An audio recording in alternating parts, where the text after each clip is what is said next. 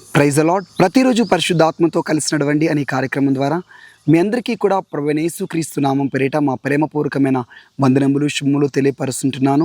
ఈరోజున ప్రభు నీకు ఇస్తున్నటువంటి అద్భుతమైనటువంటి వాగ్దానము, నా కృప ఎప్పుడూ కూడా నీతో కూడా ఉంటుంది. నువ్వు ఎక్కడికి వెళ్ళినా, ఏ పని చేస్తున్నా, ఏ వ్యాపారమును ప్రారంభించినా, ఏ ఉద్యోగంలో ఉన్నా, నా కృప నీతో కూడా ఉంటుంది. నా కృప నిన్ను విడిచిపోదు అని చెప్పి ప్రభు వాగ్దానం చేస్తున్నారు. యెషయా గ్రంథము 54వ అధ్యాయం 10వ వచనం. పర్వతములు తొలగిపోయినను, మెట్టలు తత్తరిల్లినను, నా కృప నిన్ను విడిచిపోదు. హల్లెలూయా.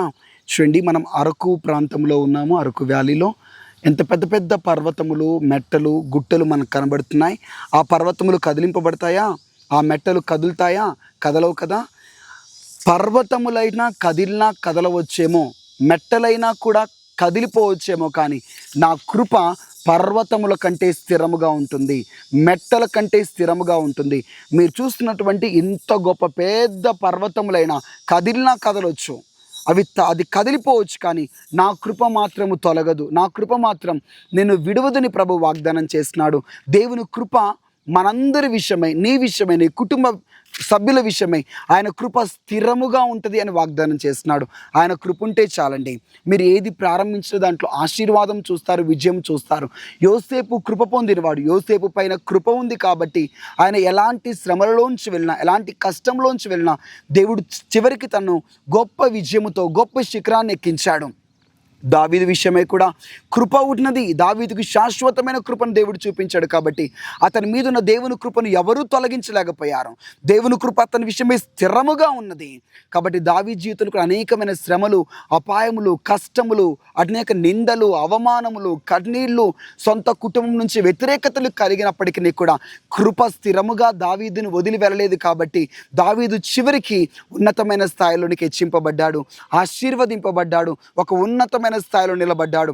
అదే రీతిగా నువ్వు ఎలాంటి పరిస్థితుల గుండా వెళ్తున్నావో, ఎలాంటి లోయలు, శ్రమలు, పోరాటములు గుండా నువ్వు వెళ్తున్నావో, నీతో పాటు ఏ మనుషులు ఉన్నా లేకపోయినా, ఎలాంటి వ్యక్తులు నీతో ఉన్నా లేకపోయినా దేవుని కృప నీతో ఉన్నది.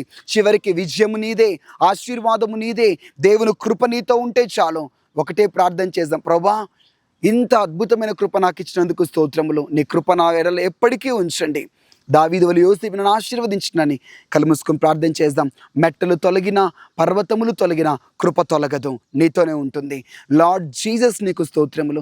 ఈ వాగ్దానం ఇచ్చినందుకు స్తోత్రములు అయ్యా.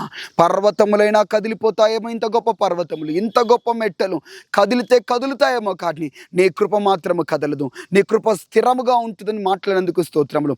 ప్రతి ఒక్కరిపై నీ కృపను కుమ్మరించండి. వారు చేసిన పనులలో కృప, వారు చేసిన పరిచర్యలో కృప, వారు చదువుతున్న చదువులలో కృపయే ఉన్నతమైన శిఖరములపైకి మమ్మల్ని ఎక్కింపచేస్తుంది. దావీదు యోసేపుల వలె మమ్మల్ని కూడా ఉన్నతమైన స్థితిలోకి ఉంచుతుంది.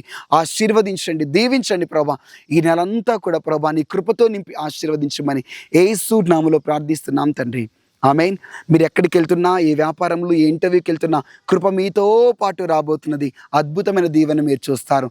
God bless you. Praise the lord.